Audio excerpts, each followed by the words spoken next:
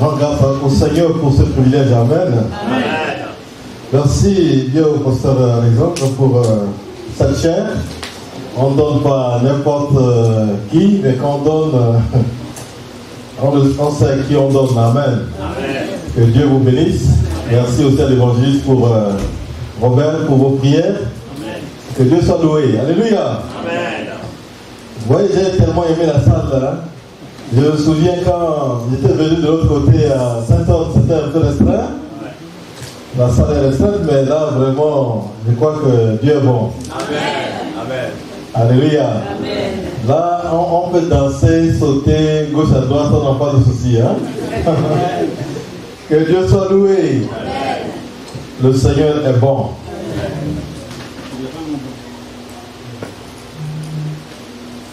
Je vous apporte la salutation de ma famille actuellement qui se trouve à Lomé.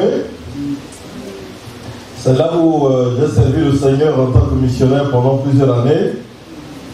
Et bien qu'on a commencé quelque chose en Centrafrique, là où je suis originaire, mais mon cœur est toujours à Lomé. Hein, je suis toujours au Togo, quoi. Donc, les informations que je reçois viennent toujours de Lomé. Ce matin, je parlais à mon épouse que je vais apporter la parole. Elle dit, il n'y a pas de problème, nous sommes en prière avec toi. Amen. Amen. Amen. Que Dieu soit loué. Donc, pour ces quelques minutes, je vais parler de l'évangile. Alléluia. Je parle de l'évangile parce que vous savez que l'évangile est une puissance de Dieu. Amen. Alléluia. Amen. C'est sur ça que je vais parler ce matin. Père, je veux bien te rendre grâce pour ce privilège. Je te remercie pour la vie de tes serviteurs, tes servantes. Merci pour tout un chacun d'entre nous qui va bien écouter ta parole. Je prie pour ceux qui sont là et ceux qui sont aussi de loin qui nous suivent. Prions que vraiment tu les bénisses. Amen. Et que ta parole fasse du bien dans nos vies. Au nom de Jésus, Amen. Amen. L'évangile, alléluia. Amen. Vous savez, l'évangile, c'est l'évangile qui a donné la dignité à ce que nous sommes. Sans l'évangile, nous ne sommes rien. Et l'évangile parle en fait de la vie. On parle de la naissance, on parle de la mort et on parle de la résurrection de Jésus. Alléluia. Il est venu dans ce monde. Il a marché dans ce monde. Il a accompli sa mission et il est reparti. Mais il va revenir. Amen. Alléluia. Il y a 3 événements importants. Sa naissance, sa mort et sa résurrection. Jésus va revenir. Alléluia. Donc tout cela vraiment, ça nous donne de comprendre que tout ce que nous sommes en train de faire, ce n'est pas pour rien. On le fait parce qu'on a un modèle. Christ a été notre modèle. Il est passé par ce chemin et il nous invite à pouvoir le suivre. Et l'évangile, c'est la bonne nouvelle. Alléluia. La bonne nouvelle du royaume. Qui peut me dire, depuis hier jusqu'à aujourd'hui, quand on écoute les informations, on écoute tellement de nouvelles. Est-ce qu'elles sont bonnes ou mauvaises? Très mauvaise. Tout ce que nous écoutons, pour la majorité, c'est des mauvaises nouvelles. Aux États-Unis, il y a des tremblements de terre, il y a beaucoup de choses qui se passent, même ici en France, un peu partout, dans le monde, que des mauvaises nouvelles. Peut-être qu'avant que tu viennes ce matin à l'église, hein, tu as reçu un coup de fil. Mauvaise nouvelle. Des gens que tu vis avec la personne, le lendemain tu écoutes que la personne n'est plus. Mauvaise nouvelle. Que des mauvaises nouvelles partout. Mais la bonne nouvelle, c'est en Jésus. Amen. Pourquoi? Parce qu'il n'est pas resté dans le tombeau, mais il est ressuscité. Amen. Alléluia. Amen. Jésus est ressuscité. C'est la bonne nouvelle. Quel que soit ce qui se passe dans notre vie, les difficultés que nous rencontrions, le fait que nous l'avons, le fait que nous croyons en lui, nous savons que nous avons cru à une personne qui est vraie, véritable, hein, et c'est un lieu sûr, parce qu'il a fait ses preuves. Alléluia. Mais vous allez voir que Le monde a besoin de cette bonne nouvelle. Le monde a besoin de cette bonne nouvelle. Qui donc va apporter cette bonne nouvelle? C'est ceux qui ont expérimenté l'évangile, ceux qui ont expérimenté cette bonne nouvelle dans leur vie, qui peuvent apporter cela. Parce que si tu attends, mon frère, ma soeur, que dans ce monde tu trouves la joie, tu reçois des bonnes nouvelles, tu ne vas pas recevoir, tu seras déçu. Même au sein de ta famille, dans ton quartier, que des mauvaises nouvelles. Mais il faut te dire que toi, tu as la bonne nouvelle. Amen. Tu as ce qui est vrai. Et parce que tu as ce qui est vrai, c'est à toi de pouvoir transmettre cette bonne nouvelle. Alléluia. Est-ce que vous êtes avec moi? Amen. Alléluia. Mais je vais lire avec vous un texte dans l'Ancien Testament. Le texte se trouve dans 2 Samuel, s'il vous plaît. Tournez vos Bibles avec moi dans 2 Samuel. Nous allons lire 2 Samuel chapitre 18. 2 Samuel chapitre 18. Vous notez du chapitre du verset 19 au verset 33. Vous notez, mais je vais paraphraser. 2 Samuel chapitre 18, verset 19 au verset 33. Alléluia. Dans ce texte, nous lisons ceci, à partir du verset 19. Achimaas, fils de Sadoc, dit: laisse-moi courir et porter au roi la bonne nouvelle que l'Éternel lui a rendue, justice, en le délivrant de la main de ses ennemis. Joab lui dit: ce n'est pas toi qui dois porter aujourd'hui les nouvelles. Tu les porteras un autre jour. Mais non aujourd'hui, puisque le fils du roi est mort.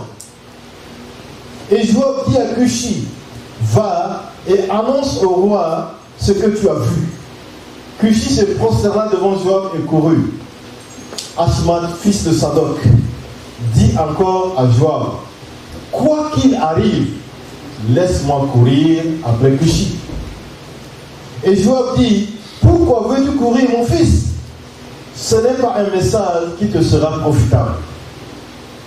Quoi qu'il arrive, je vais courir, reprit Achimaas. Et Joab lui dit: cours. Achimaas courut par le chemin de la plaine et il devança Cushi. Alléluia. Amen. Vous pouvez continuer la lecture. Moi j'ai quelques minutes.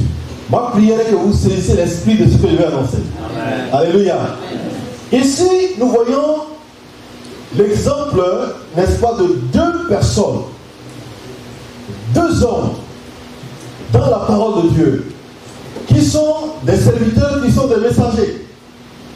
Mais ces 2 personnes, on parle de Achimaas ici et de Cushi, il vient de réaliser quelque chose. Vous voyez avec moi. Alléluia. Amen.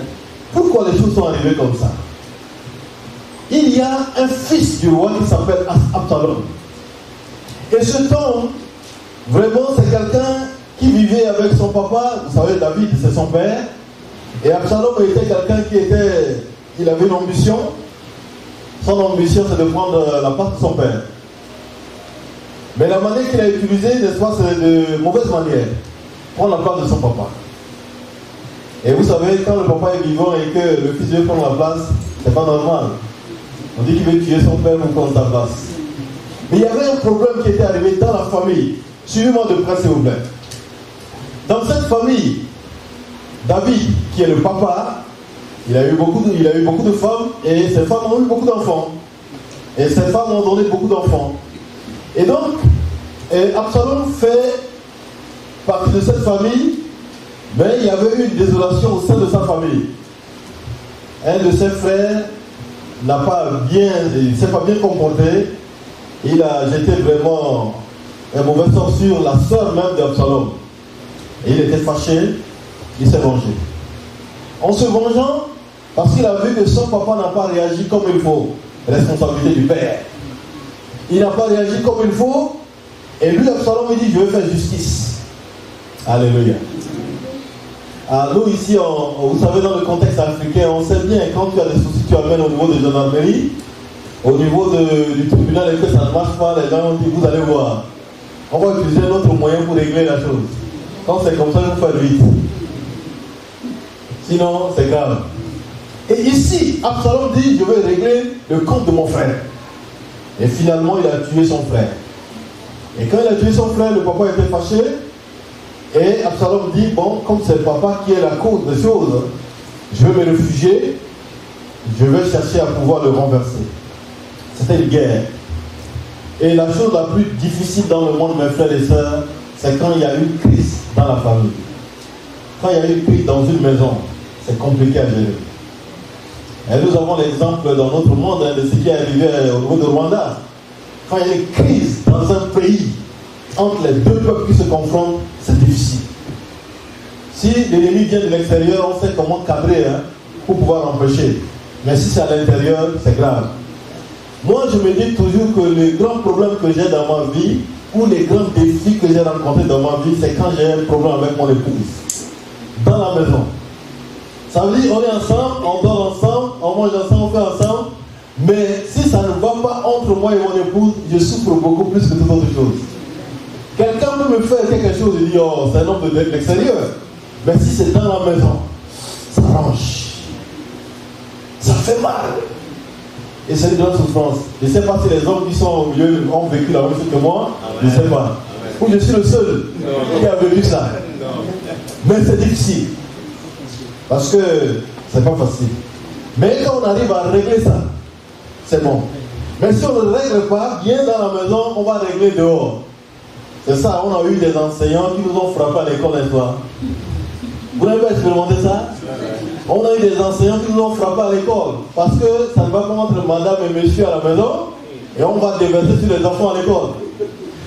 Hein? Tu fais une petite erreur, on te gifle. Mais c'est pas toi le problème a commencé depuis la maison. Vous voyez, toi tu as encaissé seulement ici. On voit même au niveau de la conduite. Quand ça ne va pas à la maison, on prend le volant, on fuit, on ne s'arrête pas. Mais on réfléchit. C'est là où la cause des accidents et beaucoup de choses se passent. Que Dieu nous aide. Alléluia. Amen. Donc voilà que dans la maison, c'était vraiment quelque chose de très difficile que David n'a pas su gérer. Absalom est rentré en conflit auprès de son père. Il s'est réfugié. C'est là où il était parti, mais le général qui était à côté de Joab, à côté de David, qui s'appelle Joab, est allé le ramener. Et voilà que la chose se complique. Après, il a fui, il est parti, décidé de boire envers son papa. Vous êtes avec moi? Amen. Et quand il était de l'autre côté, c'était devenu qu'il faut former une armée pour aller le renverser. Parce que Joab dit, si on le laisse, il va nous faire du mal. Il va nous créer des problèmes, il faut arrêter ce Absalom. Le papa veut sortir avec eux, on dit, papa ne sort pas. Nous sommes une armée formée, on va aller régler le compte d'Absalom. Mais vous savez, le papa a donné des consignes claires. Mais les armées, vous qui êtes avec moi, allez-y, prenez Absalom, mon fils vivant, et l'amenez. Ne le faites pas du mal. Vous savez, dans l'armée, c'est une autre chose. Quand c'est la guerre, c'est la guerre. Quelqu'un désobéit, il faut régler son compte autrement. Quand ils sont partis sur le terrain, ils ont rencontré Absalom. Il était pris au milieu des Tembérek, la Bible dit, et il était bloqué. Celui qui devait, le soldat qui l'a vu, au lieu de pouvoir le tuer, il n'a pas tué, il est revenu dire à Joab que j'ai vu qu'il est rentré parmi les mulets, pénétré sous les branches entrelacées d'un grand tabernacle, et sa tête était bloquée. Mais je ne peux pas le tuer parce que le roi David dit de ne pas le tuer. Et Joab dit d'accord. Toi, tu n'as pas obéi. Il fallait le tuer. Et Joab est allé, Joab l'a tué. Et je dis, Joab a tué finalement ce fils Absalom. Voilà l'histoire, mes frères. Est-ce que c'est une bonne nouvelle, ça? C'est une mauvaise nouvelle. Mais voilà qu'il y a deux serviteurs. Ces deux serviteurs, il s'agit de Ashmat et Cushi. Ces deux hommes qui sont serviteurs, qui travaillaient sous Joab, qui sont sous l'autorité de David en tant que roi. Ces deux personnes se sont décidées de faire quelque chose. La première, qui s'appelle Ashmat, que nous avons lu son histoire, il s'est levé. Il dit à son chef, Joab, je veux partir porter la nouvelle au roi que son ennemi, Absalom, est mort. Son ennemi est mort. Je vais lui porter la nouvelle. Et son chef, Joab, l'a vu, dit non. C'est pas toi qui vas porter cette nouvelle. Parce que tu porteras un autre jour. Ce n'est pas le moment pour toi de porter la nouvelle. C'est une nouvelle qui pèse. Pour parler de la mort de quelqu'un qui est attaché au roi, son fils, il faut savoir comment, n'est-ce pas, agencer les mots pour transmettre le message au roi. Toi, tu ne peux pas apporter cette nouvelle. Il dit non, je vais partir. Vous savez quoi? Ashmat a fait des calculs. Il dit, si je porte la nouvelle au roi, que son ennemi est mort, j'aurai une élévation, j'aurai une promotion. Ça me sera profitable, cette nouvelle. C'est ça les calculs qu'il a eu à faire. Mais vous savez, son chef connaît son niveau, son degré, et dit non, c'est pas toi. Il a plutôt choisi Cushi. Il a dit Cushi, moi, ton chef, je t'ordonne de pouvoir aller apporter cette nouvelle au roi. Parce que tu es bien préparé. Tu es bien bâti pour apporter cette nouvelle. Il y a deux choses ici, vous me suivez. Et donc, lui, Ashmat, il est parti. La Bible nous dit dans cette lecture que nous avons lue, son chef lui a dit, Joab et Ashmat, ne va pas. Il dit non, je vais partir. Il dit, quoi qu'il arrive, laisse-moi courir. Quoi qu'il arrive, je vais partir. Quoi qu'il arrive, je vais apporter cette nouvelle. Quoi qu'il arrive, je vais apporter la nouvelle au roi. Et il a tellement forcé le passage, il est parti. La Bible nous dit que cet homme a pris le chemin de la plaine. Et c'est le raccourci. Et quand il a pris le raccourci, il est arrivé. Le gardien de la maison de David a vu cet homme en train de courir. Il dit, il y a quelqu'un qui est en train de venir. David dit, ah, il apporte la nouvelle. Il apporte la nouvelle. Et quand il est venu, il a apporté la nouvelle. Mes frères, je veux bien que vous saisissiez bien cette vérité ici. Le roi l'a qualifié de quelqu'un de bien. Mais quand il est arrivé au verset 28, il commençait à crier. Ashmat a commencé à crier. Il dit au roi, tout va bien. Tout va bien. Il se prosterna devant le roi, la face contre terre. Un bon geste. Alléluia. Il dit, béni soit l'Éternel ton Dieu, qui a livré les hommes qui levaient la main contre toi. Mon Seigneur, le roi demande, le jeune Absalom est-il en bonne santé? Ashmat répondit, j'ai aperçu un grand tumulte au moment où Joab envoya le serviteur du roi et moi, ton serviteur, mais je ne sais pas ce qui c'était. Et le roi dit, le verset 30, mets-toi là de côté. Et Ashmat se tint de côté. Vous avez bien suivi la lecture. Frères et sœurs, je veux bien que vous saisissiez l'esprit de ce qui est en train de se dire ce matin. Ici, nous voyons un homme qui s'est levé. Il s'est proclamé lui-même. Un homme qui s'est levé, qui s'envoie lui-même. Un homme qui s'est levé et qui dit, quoi qu'il arrive, je vais faire les choses de Dieu. Je vais apporter la nouvelle. Et les choses de Dieu ne se font pas comme ça. Les choses de Dieu ne se font pas comme ça. Il y a des directives, il y a des cadres, il y a des choses bien précises pour faire les choses de Dieu. Mais lui n'a pas compris. Comme c'est une nouvelle qui va me porter bonheur, qui va me porter profit, je cours. Quoi qu'il arrive, je veux partir. Et il est parti. On a vu, mes frères, que la fin de l'histoire est triste. Quand le roi lui a demandé, et Absalom, mon fils, il va bien, il dit, ah, en résumé, je ne sais pas. Je ne sais pas ce qui est arrivé. Parce que j'ai vu qu'il y a du tumulte, il y a du bruit, et le chef, le Joab a envoyé ton serviteur, je ne sais pas ce qui est arrivé. Vous voyez, c'est une nouvelle qui amène la confusion. Ça amène la confusion dans la pensée du roi. Le roi ne sait pas si son fils Absalom est vivant ou il est mort. Il y a eu une confusion.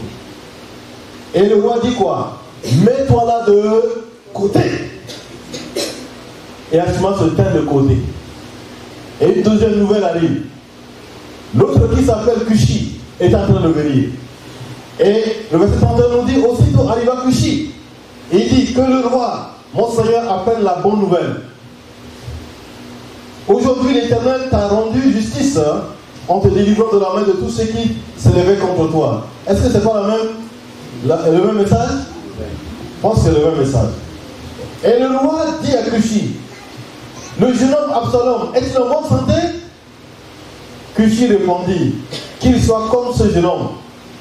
Les ennemis du roi, mon Seigneur, et tous ceux qui s'élèvent contre toi pour te faire du mal. Aussitôt, le roi a décodé. Le roi a compris le message. Et quand il a compris le message, il a attrapé sa tête. Le roi a commencé à pleurer. En pleurant, il disait quoi? Oh mon fils Absalom, mon fils Absalom est mort. Il a compris que l'enfant n'est pas en vie, il est mort. Vous êtes avec moi? Amen. C'est comme ça un peu la parole de Dieu, mes frères. C'est comme ça un peu l'évangile. Ici, il y a deux serviteurs qui sont venus en mission. L'autre a une parole de confusion, l'autre a une parole véritable. L'un a la parole prouvée parce qu'il sait de quoi il vient annoncer, l'autre vient tâtonner. C'est ce que nous voyons aujourd'hui. Ma prière ce matin est que, en quittant l'assemblée, que nous fassions un choix, que nous soyons positionnés. Tu es de quel côté? Achimax ou Cushi?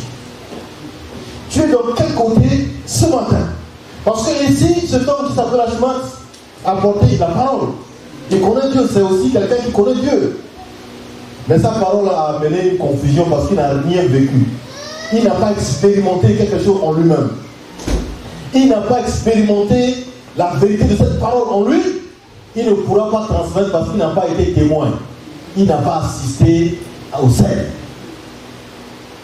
Nous vivons un temps très difficile, mes frères, en vous apportant cette parole ce matin. C'est un temps très difficile, même pour nous les chrétiens. Mais si tu n'as rien vécu, tu n'auras rien à transmettre.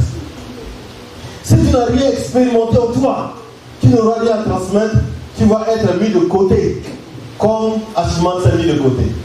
Il y a beaucoup qui font profession de chrétiens, mais qui sont déjà mis de côté. Ils sont là. On dit c'est un chrétien qui vient à l'église, mais sa vie ne témoigne pas que c'est un chrétien. Sa manière de fonctionner dans la société ne témoigne pas qu'il est chrétien. En d'autres termes, il est déjà mis de côté. Je ne connais pas ta situation. Je ne sais pas ce qui se passe avec toi ce matin.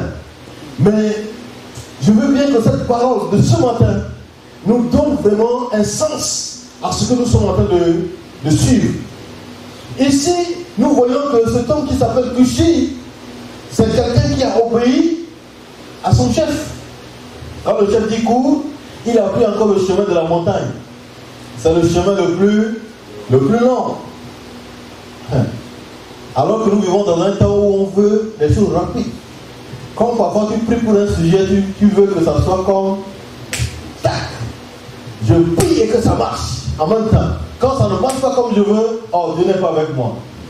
C'est ce que nous voyons aujourd'hui. Hein? Quelqu'un s'est mis un jour à dire la vérité. Vous savez, il dit le mensonge. N'est-ce pas, ça prend l'ascenseur.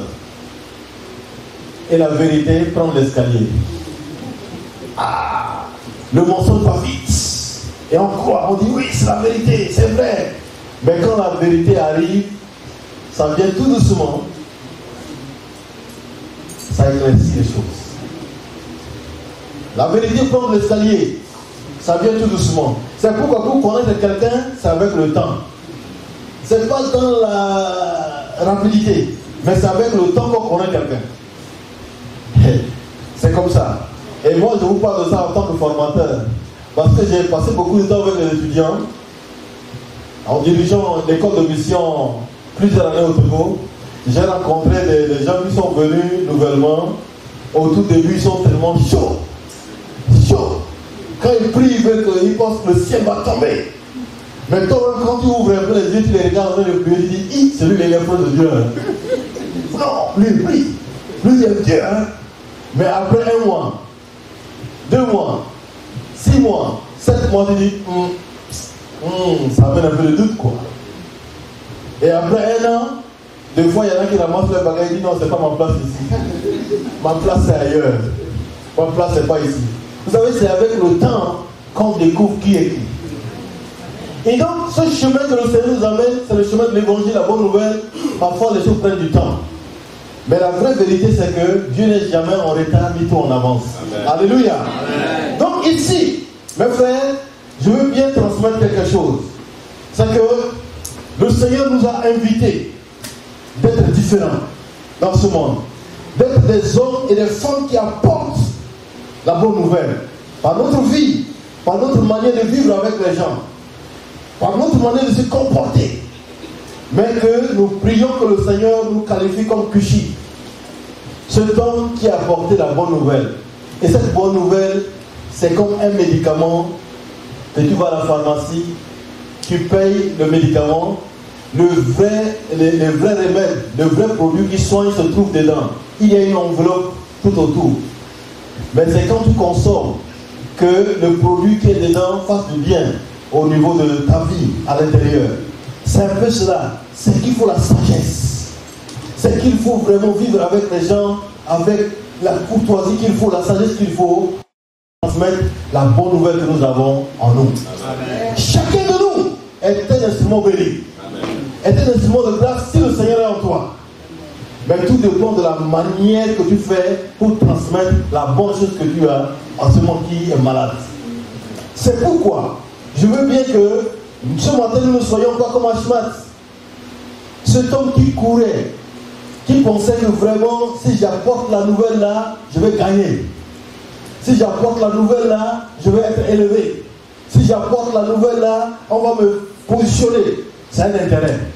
Combien aujourd'hui apportent l'évangile par intérêt? Combien aujourd'hui courent de lieu en lieu pour chercher leur propre profit? Combien cherchent le profit du Seigneur? Combien veut gagner le monde pour le Seigneur? Combien veut plaire au Seigneur à travers les difficultés ou les choses qu'ils rencontrent dans leur vie? Combien? Combien? Nous vivons dans un monde de concurrence, un monde de conflit, un monde où tout le monde cherche à gagner. Mais quand tu cherches à gagner, tu vas perdre. Mais si tu cherches à perdre pour le Seigneur, tu vas gagner.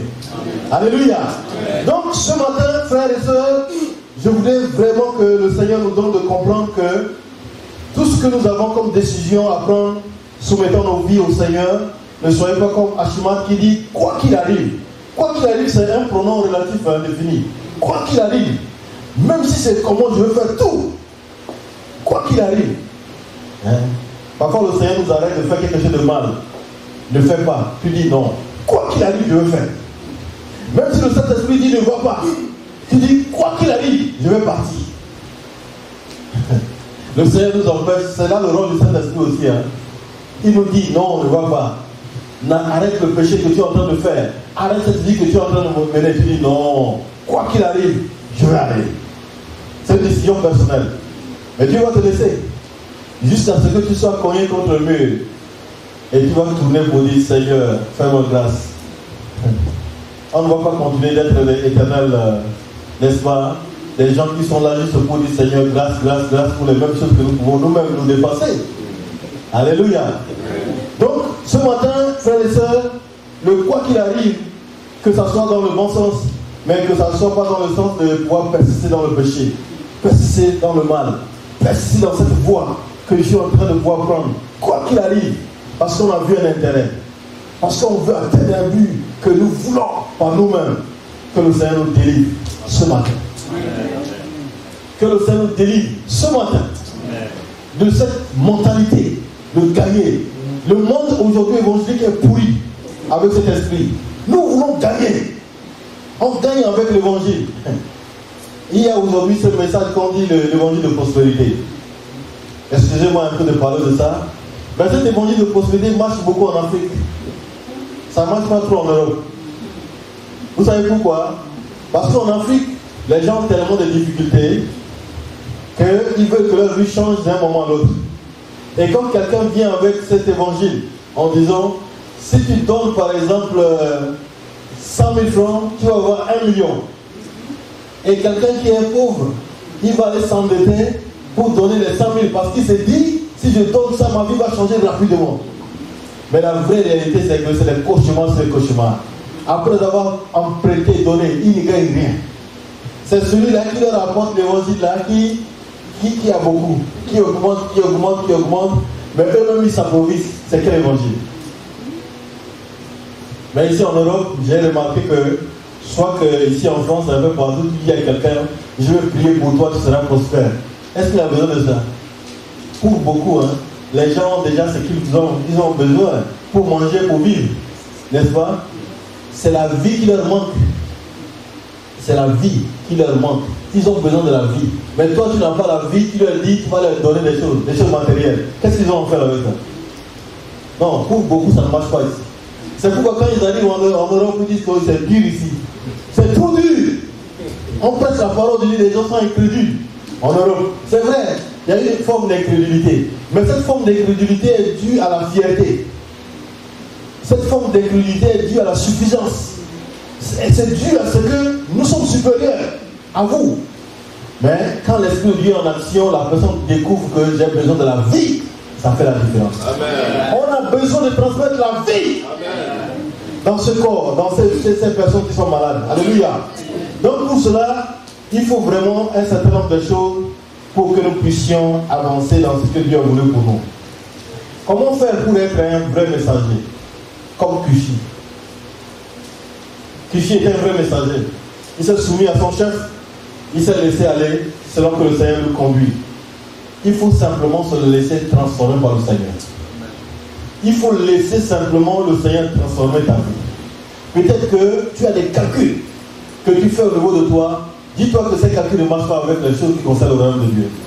Dieu peut choisir les hommes vils, les hommes faibles, les hommes qui n'ont plus, même pas beaucoup de connaissances pour confondre les sages. C'est biblique. Dieu est capable de faire des choses qui dépassent l'entendement des hommes. Il ne dépend pas de tes connaissances, de tes moyens pour faire des choses à travers toi. Mais si tu laisses entre ses mains, le Seigneur transforme ta vie. Il va utiliser ta vie pour la gloire de son nom. Amen. Nous voulons, par ce message, transmettre à des hommes et des femmes qui se croient suffisants, des hommes et des femmes qui se croient déjà arrivés, que tu te trompes. Il faut remettre ta vie entre les mains du Seigneur. Amen. Dieu cherche des instruments qu'il veut utiliser. Il cherche des hommes et des femmes qu'il veut utiliser pour confondre ce monde. Ce monde qui est malade, mais qui fait semblant d'être en vie. Le monde est malade.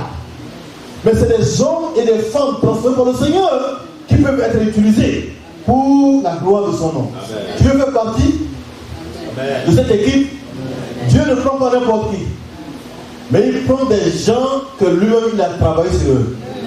S'il n'a pas travaillé sur toi, il ne peut pas t'utiliser. Si le Seigneur n'a pas travaillé en toi, sur toi-même, il ne peut pas t'utiliser. Vous savez, c'est plus facile. Hein? J'avais rencontré un ancien qui m'avait dit un jour,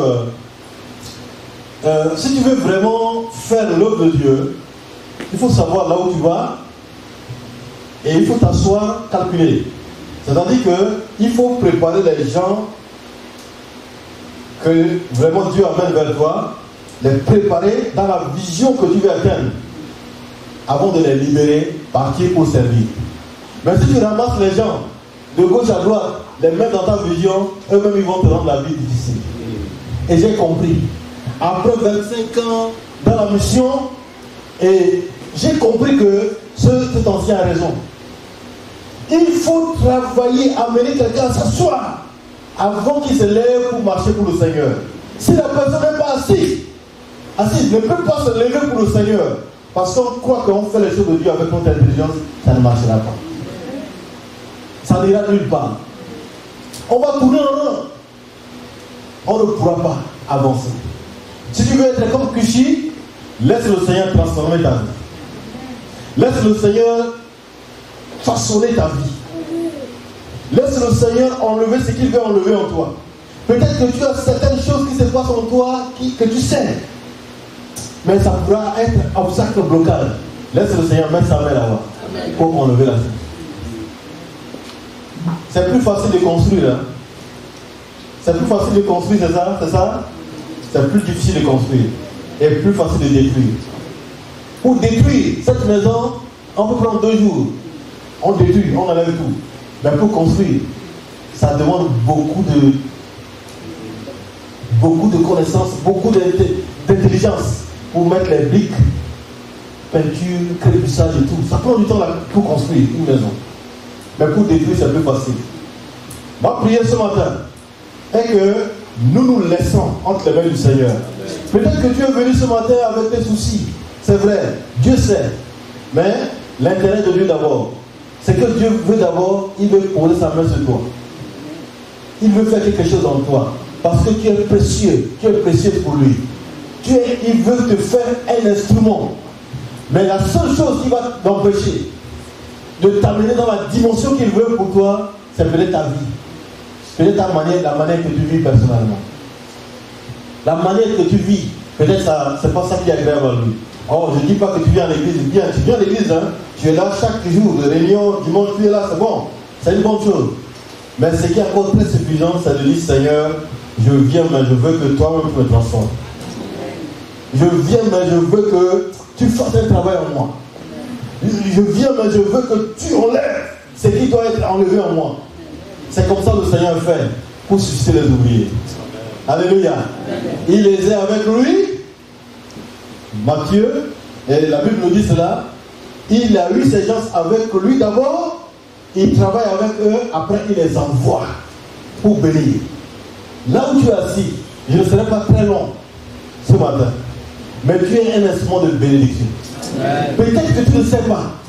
Mais à travers toi, ta famille va connaître le Seigneur. À travers toi, ton quartier va connaître le Seigneur. À travers toi, ton immeuble va voir la lumière de Dieu. À travers toi, dans ton service, il y aura un ou des personnes qui vont se tourner vers le Seigneur. Mais la seule chose qui va être obstacle, c'est toi-même. C'est toi-même. Si tu acceptes ce matin en disant Seigneur, je veux être l'instrument de cette bonne nouvelle, transforme-moi. Enlève de moi ce qui n'est pas de toi. Arrache ce qui doit être arraché en moi. Peut-être que c'est ma manière de vivre avec les gens qui les repousse. Par ma manière de parler, par ma manière de me comporter. Seigneur, enlève ça de moi. Quand Dieu va commencer à faire ce travail en toi, tu seras étonné. Parce que ce n'est pas toi qui vas faire, c'est lui qui va faire à travers toi. Amen. Alléluia. Amen. Comme l'apôtre Paul dit dans Galates 20, ce n'est plus moi qui vis, mais c'est Christ qui vit en moi. Quand Christ commence à vivre en toi, commence à œuvrer en toi, parfois même, tu peux avoir des problèmes avec les articles. Tu vas prendre le, tu mets à la place de là. Mais cela ne dérange pas le royaume de Dieu. Quelqu'un va se tourner au Seigneur. Parce que quand l'Esprit de Dieu est derrière, ce qui s'envoie, ça fait la différence. Alléluia. Quand l'Esprit de Dieu est derrière, ce qui est en train d'être transmis, ça donne la vie. Mais le problème, c'est l'instrument que Dieu veut utiliser. C'est le véhicule que Dieu veut utiliser. Nous mettons tout sur le compte du diable. Ah, c'est le diable. C'est le diable qui m'empêche, qui me dérange trop le diable. Oui, le diable fait son travail, non? Mais quand le Seigneur est en toi, tu es plus fort. Tu as la force de Dieu. Amen. Tu peux réaliser des choses plus grandioses. Il suffit que tu t'abandonnes entre ses mains. Il suffit que tu le laisses le soin de contrôler, n'est-ce pas, sa vie. L'apôtre Paul a été vraiment quelqu'un que Dieu a utilisé beaucoup dans ce sens-là. Quand il dit dans Romains chapitre 8, verset 29, mon désir est de chercher à être semblable à Christ. Semblable à lui. Si c'est ça notre désir, le Seigneur va commencer aujourd'hui un travail sérieux à travers notre vie. Pour nous amener dans cette dimension d'être semblable à Christ. Et nous allons être surpris. Vous savez, j'ai juste un témoignage avant que nous prions, parce que mon temps est arrivé. Alléluia. Quand nous découvrons ces choses-là, et quand on se dit, je me remets entre les mains du Seigneur, c'est là où nous allons apprécier la vraie puissance de l'évangile. C'est là où nous allons apprécier la puissance de Dieu qui opère au travers de ses enfants. Le Seigneur dit, si tu imposes la main au malade, ils seront guéris. Parfois même, tu parles seulement ta parole, ça fait du bien à quelqu'un. Parce que tu es un instrument de bénédiction. Je me souviens, vous savez, en Afrique, nous avons quelque chose qui se passe quand tu arrives dans une banque. Pour pouvoir percevoir de l'argent, on fait la queue. On fait la queue. Et si tu arrives vraiment dans un niveau où même si tu es pressé, tu vas rester derrière, attends ton tour, avant de pouvoir arriver devant le comptable pour percevoir. Alors, j'avais 15 minutes pour enseigner. J'avais un programme que je faisais quand j'étais à Lomé, au niveau du Toko Hôpital, avec les médecins, j'allais les rencontrer pour leur parler de l'évangile. Il restait 15 minutes. Mais je devais prendre l'argent, mettre du carburant dans ma voiture avant de partir. Alors je suis arrivé sur le dernier, il y a au moins 30 personnes devant moi. Et je suis derrière. Et derrière, je priais tout simplement et dis, Seigneur, fais-moi grâce aujourd'hui. Voilà 15 minutes. Comment je veux faire? Si je dépasse tout ce monde-là pour aller là-bas, ils vont m'insulter. Ils vont commencer à crier sur moi. Comment je veux faire? Vous savez, quand le Seigneur est en toi, tu sais que tu es un instrument de bénédiction, ça fait la différence dans ce monde. Amen. Je suis en train de vous dire quelque chose de très simple. Des choses que toi-même tu as, ce pouvoir que tu as, cette puissance que tu as, c'est ça que je suis en train de te dire ce matin. Le Seigneur en toi, c'est un pouvoir, c'est une puissance. Amen. Étant dans cet endroit, 30e personne, c'est pas évident que dans 15 minutes, je me retrouve depuis Asiga, mais pour me retrouver au niveau de Toko Hôpital. C'est pas évident. Pour ceux qui connaissent, excusez-moi. C'est pas tout le monde qui connaît. C'est quelque chose de dire. Mais je restais là, je dis Seigneur, fais-moi grâce. Je priais tranquillement.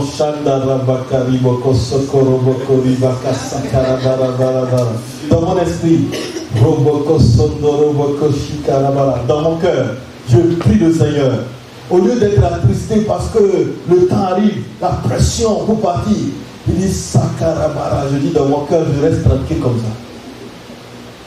Et je vois que le comptable qui est venu, il y a un changement parce que son heure est arrivé, il va partir, il y a un autre qui arrive. Et l'autre qui est arrivé, il est assis, il a quitté là où il est. Il est sorti, il est venu vers moi. Il dit, pasteur, vous êtes ici? Je dis, oui, je suis venu pour l'autre là. Il dit, pasteur, tiens, je vais vous servir. Je dis, mais et les gens m'ont dit quoi? Les gens disent, oh, pasteur, pardon, il faut aller. Je dis, oh, Seigneur, tu es bienvenu. Dans l'espace de 5 minutes, il m'a servi. Et je dis au frère, merci beaucoup mon frère. Et les gens, tout le monde, les gens qui étaient là au moins, il n'y a même pas quelqu'un qui s'est branché, il y a même un musulman dans la queue qui n'a pas dit, oh mais pourquoi on a servi le pasteur avant? Tout le monde dit, pasteur, bonne journée, bonne journée. Il dit, soyez bénis, soyez bénis. Et je suis parti. Je suis sorti, j'ai pris ma voiture, je suis arrivé pile poil. Là, il reste 2 minutes. Et les médecins rentrent. Celui qui doit m'accueillir est à la porte quand je verrai la voiture. 2 minutes. Amen. Je suis là. À l'heure. Frère, nous avons quelque chose que le monde n'a pas. Nous avons une puissance que le monde n'a pas. Nous avons la vie de Christ en nous que le monde n'a pas. Mais le problème, c'est qu'on n'est pas conscient. Quand il y a des difficultés, on commence à se plaindre. On commence à pleurer. Mais aïe, comment je vais faire? Parfois même c'est la maladie physique que nous avons. On dit cette maladie-là, ça va me tuer. Non, ça ne peut pas te tuer. Tu peux avoir cette maladie, mais ce n'est pas avec cette maladie que tu vas mourir. Dieu peut te garder avec cette maladie des années. Il peut ôter, mais ça peut rester, mais ce n'est pas avec ça que tu vas mourir. On dit ma maladie là, mon problème là, ah, c'est pour toi, mais ce n'est pas pour moi. C'est ton problème. C'est ton problème. C'est ta maladie. Tu es en train de chérir. C'est ma maladie là. Ma maladie là, c'est toujours comme ça. Oh. Il faut changer d'engagement aujourd'hui. Alléluia. Parce que tu as quelque chose en peux renverser les situations. Alléluia. Je veux bien que tu sois vraiment l'exemple de ce monsieur qui s'appelle Cushi, qui vit dans l'obéissance, dans la soumission à son responsable, et qui obéit à l'ordre qu'on lui a envoyé, et il est allé avec la sagesse de Dieu, il a transmis le message. Nous tous, nous pouvons faire ce travail, parce que la Bible dit que vous êtes tous des témoins. Le témoin, c'est quelqu'un qui est sage. C'est quelqu'un qui parle de ce qu'il sait, de ce qu'il a vécu. Si tu n'as rien vécu, tu ne pourras rien transmettre. Mais si tu as vécu quelque chose, c'est ça que tu vas transmettre. Tu n'as pas à inventer. On n'a pas à inventer. C'est ce que tu vis que tu transmets. J'ai beaucoup de choses à vous dire ce matin, mais je crois que je vais m'arrêter. Parce que ce que tu vis, quand tu transmets, ça a beaucoup de puissance que ce que tu as entendu quelqu'un qui t'a dit. Si tu as vécu le miracle de Dieu dans ta vie et que tu témoignes, ça parle plus. Oui, j'étais malade, il m'a guéri. Tu as témoigné, ça touche les gens. J'étais souffrant, mais un jour je l'ai invoqué, il m'a exaucé. J'étais dans une difficulté financière, j'ai prié, il a exaucé, il a agi. Quand tu témoignes de ça, parce que tu as vécu, ça parle aux gens. Ça touche le cœur des gens, parce que tu as vécu.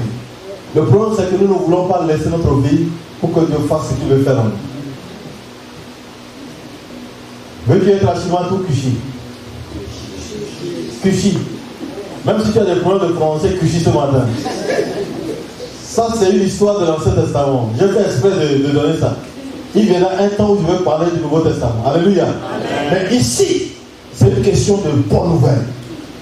Pour apporter la bonne nouvelle, il faut être dans la disposition qu'il faut. Amen. Il faut se laisser modeler, transformer par le maître. C'est lui qui va mettre les mots qu'il faut dans ta bouche que tu vas transmettre. Ça ne dépend pas de comment tu vas fabriquer les choses. Mais lui-même, il va le faire pour la gloire du ciel. Parfois, ça ne peut pas porter le résultat que toi tu veux. Mais le ciel sera content. Parce que tu as fait la volonté de Dieu. Laisse-toi transformer, façonner par le Seigneur pour apporter cette bonne nouvelle au monde qui est malade. Prions le Seigneur.